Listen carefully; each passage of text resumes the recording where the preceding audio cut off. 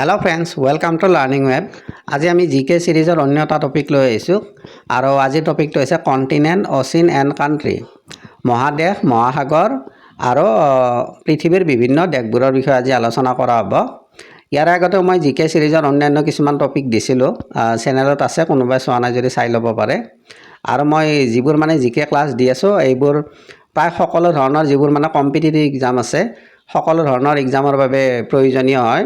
আৰু previous year এক্সামত যিবোৰ question আহিছিলে তাৰে ওপৰত ভিত্তি কৰি মই কনচেপ্টবোৰ আনিছোঁ। চ' এইবোৰ ইম্পৰ্টেণ্ট হয়, আপোনালোকে চাব। আৰু এতিয়ালৈকে যদি কোনোবাই চেনেলটো যদি ছাবস্ক্ৰাইব কৰা নাই কৰি ৰাখিব আৰু যিমান পাৰে শ্বেয়াৰ কৰিব, আৰু যদি ক্লাছটো ভাল লাগে লাইক এটা কৰি দিব। তো আহক আজি ক্লাছটো আৰম্ভ কৰোঁ। তো প্ৰথমতে আছে কণ্টিনেণ্ট, মহাদেশৰ কথা কৈছে। যে প্ৰথমত আছে এছিয়া মহাদেশ। It is the largest continent in the world by area and population. যে এছিয়া মহাদেশ হৈছে মাটিকালি আৰু জনসংখ্যাৰ ভিত্তিত আটাইতকৈ ডাঙৰ মহাদেশ। তাৰে পিছত 2 নম্বৰত আছে আফ্ৰিকা মহাদেশ। It is the second largest continent in the world. যে আফ্ৰিকা মহাদেশ হৈছে পৃথিৱীৰ ভিতৰত দ্বিতীয় বৃহত্তম মহাদেশ। ইয়াৰে পিছত আছে 3 নম্বৰত নৰ্থ আমেৰিকা, উত্তৰ America. It is the third largest continent in the world. যে উত্তৰ আমেৰিকা হৈছে পৃথিৱীৰ তৃতীয়তম বৃহত্তম মহাদেশ। 4 নম্বৰত আছে চাউথ আমেৰিকা, দক্ষিণ আমেৰিকাৰ কথা কোৱা হৈছে। যে দক্ষিণ আমেৰিকা হৈছে পৃথিৱীৰ চতুৰ্থ বৃহত্তম মহাদেশ। It is the fourth largest continent in the world, চতুৰ্থ। তাৰে পিছত 5 নম্বৰত আছে এণ্টাৰ্কটিকা মহাদেশৰ কথা কৈছে। It is the fifth largest continent in the world. যে এণ্টাৰ্কটিকা মহাদেশ হৈছে পৃথিৱীৰ পঞ্চম বৃহত্তম মহাদেশ। Located at the earth south pole. আৰু ক'ত অৱস্থিত এণ্টাৰ্কটিকা মহাদেশ? পৃথিৱীৰ দক্ষিণ মেৰুত অৱস্থিত। তাৰপিছত 6 নম্বৰত আছে Europe. It is the six largest continent in the world. যে ইউৰোপ মহাদেশ হৈছে পৃথিৱীৰ ষষ্ঠ বৃহত্তম মহাদেশ। তাৰে পিছত আছে অষ্ট্ৰেলিয়া বা Oceania. It is the smallest continent in the world. যে অষ্ট্ৰেলিয়া বা ওচেনিয়া হৈছে পৃথিৱীৰ ভিতৰত আটাইতকৈ সৰু মহাদেশ। ইয়াতে এটা নোট দিয়া আছে, চাই ল'ব। Tropic of cancer, tropic of capricorn and the equator passes through Europe.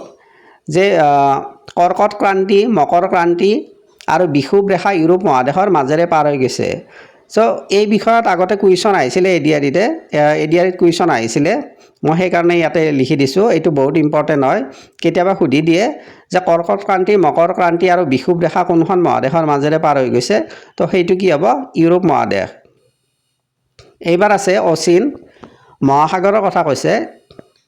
প্ৰথমত আছে স্পেচিফিক অচিন, প্ৰশান্ত মহাসাগৰ।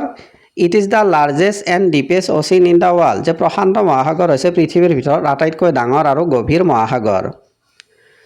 তাৰে পিছত আছে আটলাণ্টিক অচিন, আটলাণ্টিক মহাসাগৰ। It is the second largest অচিন ইন দ্য ৱৰ্ল্ড। যে আটলাণ্টিক মহাসাগৰ হৈছে পৃথিৱীৰ ভিতৰত দ্বিতীয় বৃহত্তম মহাসাগৰ। 3 নম্বৰত আছে ইণ্ডিয়ান অচিন, ভাৰত মহাসাগৰ। ইট ইজ থাৰ্ড লাৰ্জেষ্ট অচিন ইন দ্য ৱৰ্ল্ড। যে ভাৰত মহাসাগৰ হৈছে পৃথিৱীৰ তৃতীয় বৃহত্তম মহাসাগৰ।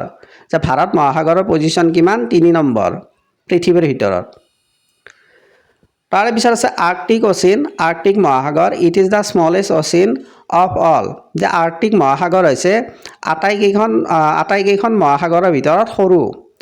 তাৰে পিছত 5 নম্বৰত আছে চাউদাৰ্ণ অচিন, দক্ষিণ মহাসাগৰ। ইট ইজ দ্য নিউৱেষ্ট অচিন। যে দক্ষিণ মহাসাগৰ হৈছে নতুন মহাসাগৰ। Recognize and accepted as the fifth ocean. আৰু ইয়াক কি পঞ্চম মহাসাগৰ হিচাপে কি কৰা হৈছে? ৰিকগনাইজ, চিনাক্ত কৰা হৈছে আৰু গ্ৰহণ কৰি লোৱা হৈছে। সেই কথাটো মনত ৰাখিব। যদি নতুন মহাসাগৰ বুলি সোধে তেতিয়া কি হ'ব? দক্ষিণ মহাসাগৰ হ'ব বৰ্তমানলৈকে। তাৰে পিছত আছে টপ 10 কাণ্ট্ৰিজ বাই এৰিয়া। পৃথিৱীৰ 10খন দেশক লোৱা হৈছে মাটিকালিৰ ভিত্তিত। যে মাটিকালিৰ ভিত্তিত বৃহত্তম 10খন দেশক লোৱা হৈছে। ইয়াতে ক্ৰম অনুযায়ী মই দিছোঁ। যে প্ৰথমতে আছে ৰাছিয়া। যে ৰাছিয়া দেশ হৈছে পৃথিৱীৰ ভিতৰত আটাইতকৈ ডাঙৰ দেশ মাটিকালিৰ ভিত্তিত। তাৰে পিছত দ্বিতীয়ত হ'ব কানাডা, তৃতীয়ত হ'ব চাইনা, চতুৰ্থত হ'ব ইউনাইটেড ষ্টেটছ অফ আমেৰিকা, পঞ্চমত হ'ব ব্ৰাজিল, ষষ্ঠত হ'ব অষ্ট্ৰেলিয়া, সপ্তমত হ'ব ইণ্ডিয়া। এতিয়া মাটিকালিৰ ভিত্তিত পৃথিৱীৰ ভিতৰত যিবোৰ দেশ আছে ভাৰতৰ স্থান কি হ'ব? সপ্তম হ'ব। সেই কথাটো মনত ৰাখিব, এক্সামত সুধিব পাৰে যে ভাৰতৰ স্থান কিমান? সপ্তম। তাৰে পিছত আছে আৰ্জেণ্টিনা, কাজাখস্তান, আলজেৰিয়া। এই 10খন হৈছে মাটিকালিৰ ভিত্তিত বৃহত্তম দেশ পৃথিৱীৰ ভিতৰত ক্ৰম অনুযায়ী মই দিছোঁ নাম্বাৰ অনুযায়ী চাই ল'ব তাৰে পিছত আছে এবাউট ইণ্ডিয়া যে ভাৰতবৰ্ষৰ বিষয়ে আৰু কিছু কথা জানি লোৱা হওক যে ইণ্ডিয়ান কোষ্টলাইন ষ্টেট যে ভাৰতবৰ্ষৰ উপকূলীয় ৰাজ্য 9 কোষ্টলাইন ষ্টেটছ যে 9খন ৰাজ্য আছে উপকূলীয় ৰাজ্য কেইখন আছে ভাৰতবৰ্ষত 9খন আছে উপকূল মানে হৈছে য'ত সাগৰ আৰু পৃথিৱী পৃষ্ঠ মিলিত হয় তো ইয়াত প্ৰথমত আছে গুজৰাট তাৰে পিছত আছে মহাৰাষ্ট্ৰ গোৱা কৰ্ণাটকা কেৰালা তামিলনাডু অন্ধ্ৰপ্ৰদেশ ওড়িশা এণ্ড ৱেষ্ট বেংগল এই 9খন ৰাজ্য হৈছে যাৰ কি উপকূলীয় ৰেখা আছে সেই কথাটো মনত ৰাখিব কেতিয়াবা এক্সামত সুধি দিয়ে যে উপকূলীয় ৰেখা থকা ৰাজ্য কেইখন 9খন বা কেতিয়াবা 4টা অপশ্যন দিব পাৰে কোনখন নহয় বুলি সেই কথাটো জানিলে হ'ল ইয়াতে এটা নোট দিয়া আছে চাই ল'ব Gujarat has the lowest coastline Gujarat has the longest coastline in India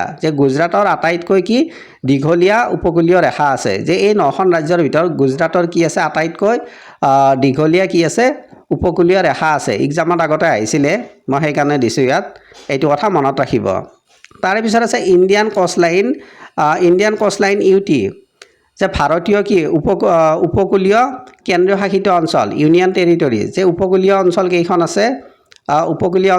আছে ইয়াতে 4খন হ'ব কেন্দ্ৰীয় শাসিত অঞ্চল 4খন ৰাজ্য যদি সোধে উপকূলীয় ৰেখা থকা ৰাজ্য কেইখন হ'ব 9খন আৰু যদি আমাক কেন্দ্ৰীয় শাসিত অঞ্চলৰ কথা সোধে তেতিয়া হ'ব 4খন যাৰ উপকূলীয় ৰেখা আছে সেইকেইখন হৈছে Andaman and Nicobar island Daman and Diu Lakshadweep আৰু কি হ'ব পুডুচেৰী এই 4খনৰ কি উপকূলীয় ৰেখা আছে তো মনত ৰাখিব কেন্দ্ৰীয় শাসিত অঞ্চল 4খন আৰু ৰাজ্য 9খন এই কথাটো মনত ৰাখিব তাৰে পিছত আছে ট্ৰপিক অফ কেঞ্চাৰ কৰ্কট Kranti it is passes through 8 Indian state যে কৰ্কট ক্ৰান্তি ৰেখাই ভাৰতৰ 8খন ৰাজ্যৰ মাজেৰে পাৰ হৈ গৈছে যে এই বিষয়ত আগতে কুৱেশ্যন আহিছিলে এক্সামত সেইকাৰণে আনিছোঁ যে এখন হ'ব কি গুজৰাট তাৰে পিছত হ'ব ৰাজস্থান মধ্যপ্ৰদেশ ঝাৰখণ্ড ছত্তীশগড় ৱেষ্ট বেংগল মিজোৰাম এণ্ড ত্ৰিপুৰা যে এই 8খন ৰাজ্যৰ মাজেৰে কৰ্কট ক্ৰান্তি ৰেখা পাৰ হৈ গৈছে সেই কথাটো মনত ৰাখিব এক্সামত আহিছিলে আগতে it is an imaginary line